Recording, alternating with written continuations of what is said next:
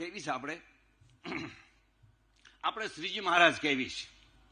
હવે શ્રીજી એટલે વૃંદાવનમાં ગયા હશે બધાને જ ખબર છે. શ્રીજી એટલે રાધાજી. શ્રીજી એટલે રાધાજી, શક્તિ સીધી વાત બધા જ માને જાણે. હવે આમને શ્રીજી મહારાજ કેમ કહેવામાં આવે? તો એ આચાર્ય પરંપરામાં આપણને તો ખ્યાલ જ હોય. એક ગોવિંદ શરણ દેવાચાર્યજી થઈ ગયા કે ગોવિંદ શરણ દેવાચાર્ય થયા વર્ષો પહેલા. રજવાડાનું ફૂલ હાલતું હતું.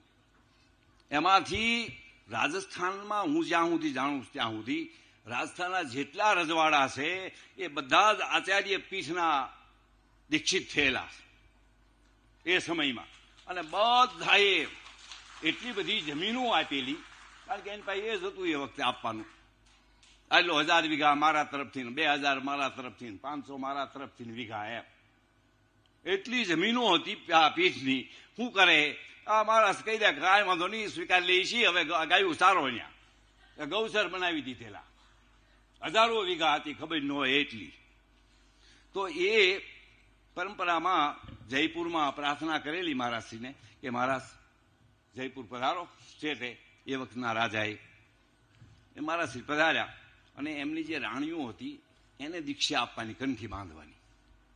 તો કંઠી બાંધવા માટે અંતપુરમાં પધાર્યા એકલા. અને એ બધી વિધિ જે કંઠી બાંધવાની, દીક્ષા આપવાની, મંત્રોચ્ચાર ને બધું થયું.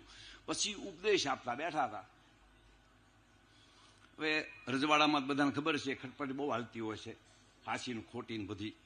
એમાં કોઈ રાજાને કહી આવ્યા કે મહારાજ શ્રી એકલા રાણીવાસમાં છે અને કંઈક ગડબડ હાલે છે.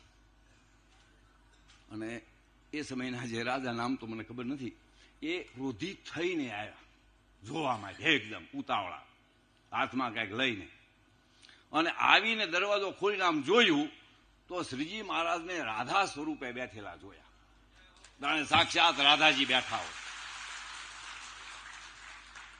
અહીં કીધું અરે એ તો શ્રીજી હે, અરે એ તો શ્રીજી હે. અને ત્યારથી ના ઉપમાન શ્રીજી મહારાજ પડી ગયું. શ્રીજી મહારાજ એમ નામ નથી કહેવાનું. તો એવા એમની જ પરંપરામાં આજે આપણી ઉપર કૃપા કરી અને પધારીને જે આપણને લાભ આપે છે, આપણા માટે સૌભાગ્યની વાત છે. ફરીને આવો પ્રસંગ આવ્યો કે ન આવ્યો ખબર નહીં ભાઈ, કાલે છીએ કે નથી, તો બને એટલો એનો લાભ લઈ લેજો.